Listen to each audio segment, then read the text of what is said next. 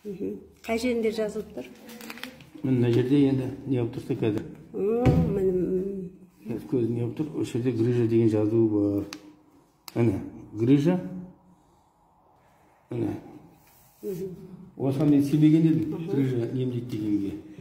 Докторлар не деді, соны айтыңызшы? Докторлар маған құрбысқа бір енді врач әділ болып шықтым, білмеймін.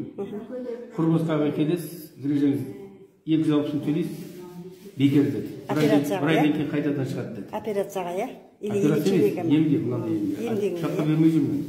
Дұрыс болған. Сол мен де ағамды сөйтіп алып қалғам ғой баяғыда. Иә, шаққа бермей жүрмін. Абылай барып неған едім, рекламалар шығып отыр ғой, грыжа емдейміз, салып отырмыз.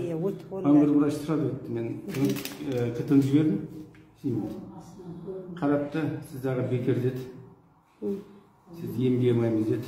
Басқа біреуге барып айта қойыңыз деді. Құрбысқа 260 мыңнан құрбысқа ақшаңыз кетеді. Сол ғой, сол құрбекерге ақшасы результат жоқ. Иә, какой-то 7 мың теңгеде результат алыпсыз, иә? Шымкенттегі достарымыз оны айтты, осылай барып көрмесін деді.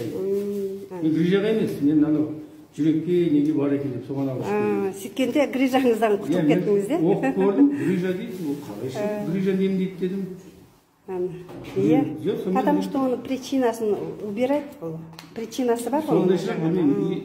Главное, мен қазір айттым ғой, қазір 1 километр жүрсем де ақсанамай жүремін. 100 метрге дейін зорға жеп отырып, бір жерді тауып отыратын едім. Қан жүгіреді, жібереді, қайтадан тұрам жүремін, отырып сөйтіп жүруші едім.